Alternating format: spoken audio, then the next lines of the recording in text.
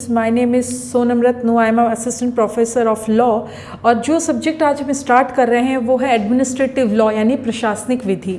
जब भी हम कोई सब्जेक्ट स्टार्ट करते हैं तो हम सबसे पहले देखते हैं कि वो सब्जेक्ट क्या बोलता है, वो किससे रिलेटेड है, उस सब्जेक्ट के या उस एक्ट के आने के ऑब्जेक्ट क्या थे, उद्देश्य क्या थे। उसी तरीके से हम जब किसी भी बुक को रीड करते हैं तो उसमें फर्स्ट चैप्टर जो है वो हमें बेसिक नॉलेज ही देता है उस पर्टिकुलर सब्जेक्ट की, और उसके अंदर हम उस नॉलेज के साथ देखते हैं उसका स्कोप क्या है, उसका क्षेत्र क्या है, उसका नेचर क्या है। तो उसी तरीके से जो पहला क्वेश्चन हम प्रशासनिक विधि एडमिनिस्ट्रेटिव लॉ में देखेंगे वो भी यही होगा कि प्रशासनिक विधि किसे कहते हैं और इसका क्षेत्र यानी स्कोप क्या है। तो देखिए पहला क्वेश्चन है, प्रशासनिक विधि की परिभाषा दीजिए और उसके क्षेत्र को, उसकी प्रकृति को और उसके विस्तार को हमें बताना है।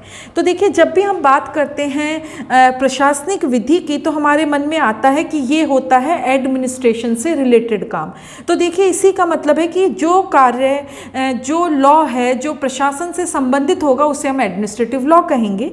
लेकिन फिर भी हम इसकी जनरल डेफिनेशंस जो हैं वो हम देख लेते हैं। देखिए प्रशासनिक विधि का अगर अर्थ लेंगे तो इसमें अलग अलग विधि शास्त्रियों ने अलग अलग परिभाषा दी है। उसमें पहली परिभाषा देखेंगे हम जेनिंग्स की। तो जेनिंग्स क्या कहते हैं स्टूडेंट्स? ये कहते हैं कि प्रशासनिक विधि प्रशासन से संबंध रखने वाली विधि है, यानी कि एडमिनिस्ट्रेशन से रिलेटेड जो लॉ है वो एडमिनिस्ट्रेटिव लॉ है। इसमें आप प्रशासनिक प्राधिकारियों का संगठन कैसे होता है, उनकी शक्तियाँ क्या होती हैं, उनके कार्य, उनके कर्तव्य जो हैं वो सब हमें प्रशासनिक विधि के द्वारा पता लगते हैं। इसी की तरह अगर हम डेफिनेशन देखें डेविस की, तो डेविस कहते हैं प्रशासनिक विधि एक ऐसी विधि है जो प्रशासनिक अभिकरणों यानी एजेंसीज की शक्तियों, उनकी प्रक्रियाओं के साथ संबंध रखती है। अगर हम बात करें अब अभिकरण क्या है, एजेंसीज क्या है, तो देखिए प्रशासनिक अभिकरण सरकार का एक ऐसा अंग है जो न्यायालय तथा विधानमंडल से अलग है। ना वो न्यायालय है ना वो विधानमंडल है, और जो व्यक्तियों के अधिकारों के न्याय निर्णय और नियम निर्मात्री शक्तियों के माध्यम से प्रभावित करता है।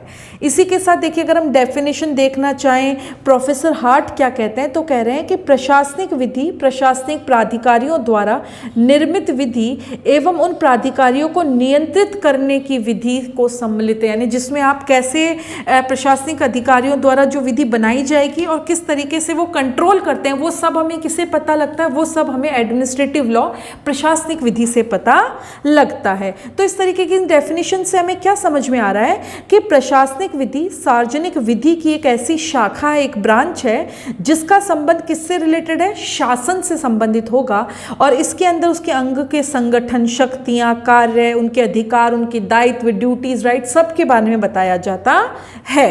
अब हम नेचर देखते हैं, प्रकृति कैसी है, प्रशासनिक विधि का नेचर कैसा है। तो पहला, प्रशासनिक विधि शासन और प्रशासन की शक्तियों को नियंत्रण करने वाली विधि से संबंधित है, यानी जो भी शक्ति है, जो भी नियंत्रण करती है जो शक्ति, वो प्रशासन कौन है, वो शासन कौन है, वो हमें किससे पता लगता है, प्रशासनिक विधि से। यह शासन और प्रशासन के संगठन, उसके अधिकारों, शक्तियों, कर्तव्यों, यानी कि इसमें आप ड्यूटीज, राइट्स और पावर, फंक्शन सब की बात करते हैं, उन सभी को क्या करती है, सुनिश्चित करती है, यानी बताती है कि प्राधिकारी का क्या कार्य होगा, क्या ड्यूटीज होंगी, क्या फंक्शंस होंगे, वो सब हमें एडमिनिस्ट्रेटिव लॉ बताता है। नेक्स्ट है, ये न्यायालयों द्वारा निर्मित विधि है, यानी कि जो लॉ बनाते हैं कोर्ट्स उसको भी हम एडमिनिस्ट्रेशन में डाल सकते हैं।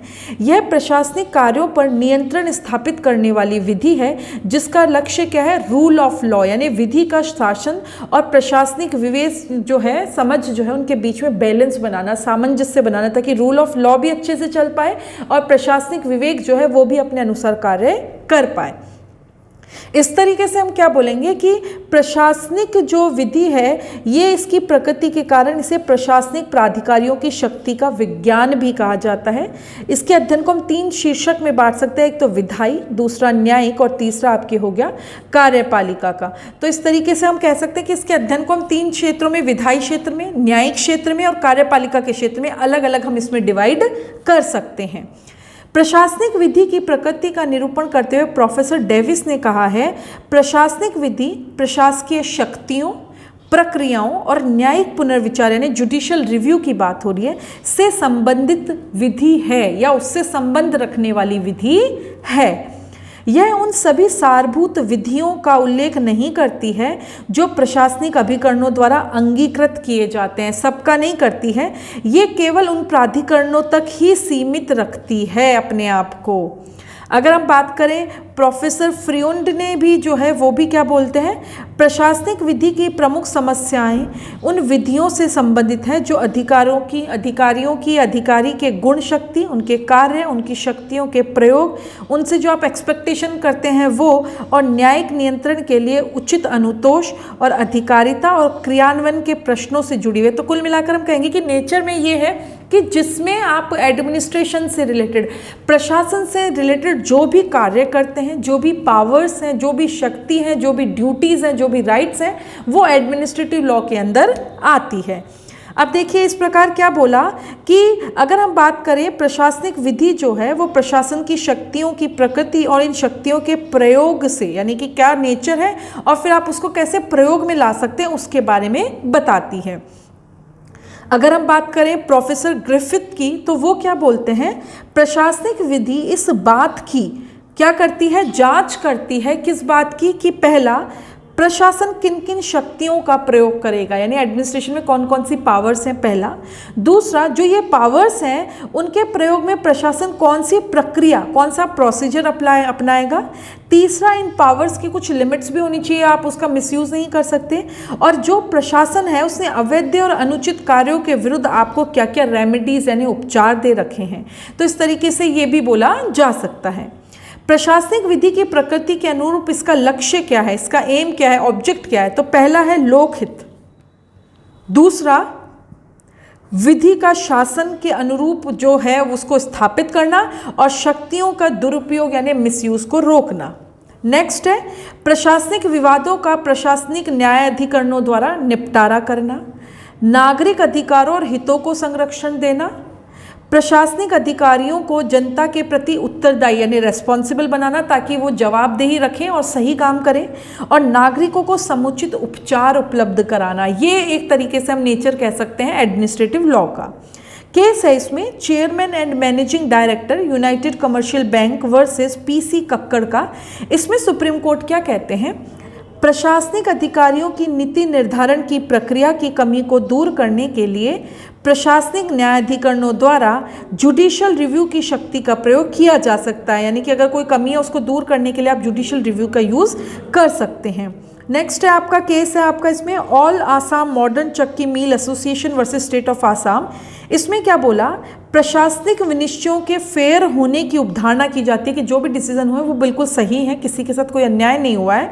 इनमें न्यायालय द्वारा तब तक हस्तक्षेप नहीं किया जाएगा जब तक आपको लगे कि वो गलत भावना से और किसी के साथ गलत नहीं कर रहे हैं, यानी कि वो असंगत नहीं है।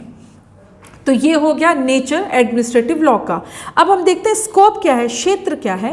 तो देखिए प्रोफेसर वेड जो हैं वो कह रहे हैं सार्वजनिक प्राधिकारियों का संगठन, उनकी कार्यशैली कैसी है, उनके प्रशासकीय और न्यायिक अधिकार क्या है, उन अधिकारियों का न्यायिक नियंत्रण ही क्या है, प्रशासनिक विधि का क्षेत्र है।